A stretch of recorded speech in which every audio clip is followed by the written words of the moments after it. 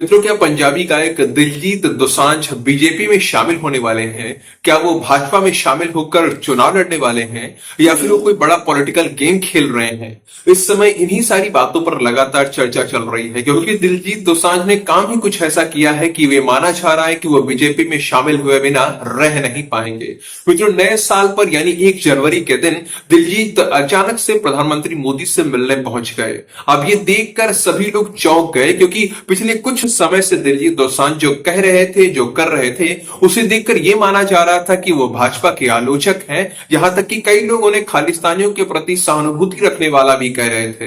दिलजीत ने किसानों के विरुद्ध प्रदर्शन का स्पष्ट रूप से समर्थन किया था और अभिनेत्री कंगना रनौत, जो कि भाजपा से सांसद भी हैं, तो उनके साथ दिलजीत की झड़प भी हो गई थी। दोनों के बीच एक बड़ा झगड़ा भी हो चुका है। पिछले साल 26 अक्टूबर को दिल्ली से उन्होंने दिल्लुमिनाटी टूर नाम से अपना एक म्यूजिक कॉन्सर्ट शुरू किया था, कि भारत के कई राज्यों से होता हुआ, कई शहरों से होता हुआ 31 दिसंबर को लुधियाना में खत्म हुआ।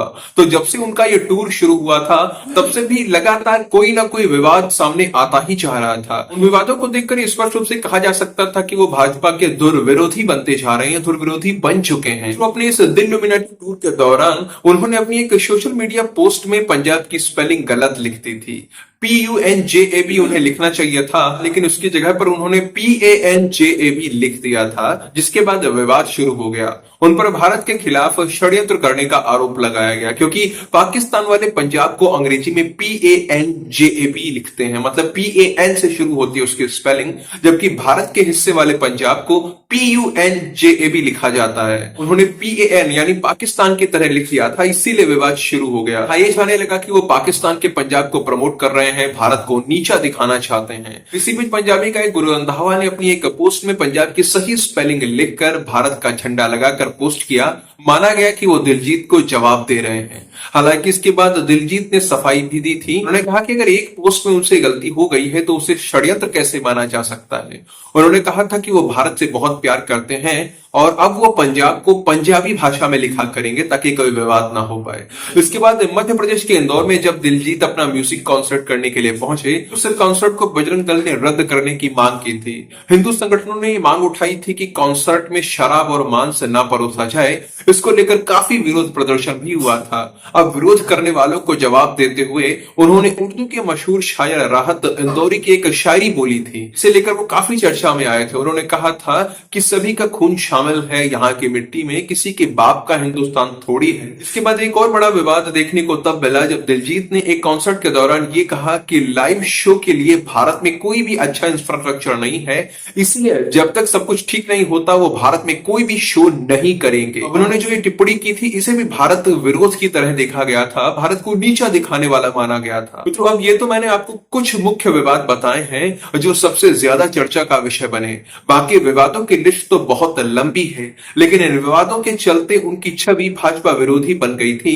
राइट विंग के विरोध करने वाली और लेफ्ट विंग के समर्थक के रूप में वो नजर आ रहे थे।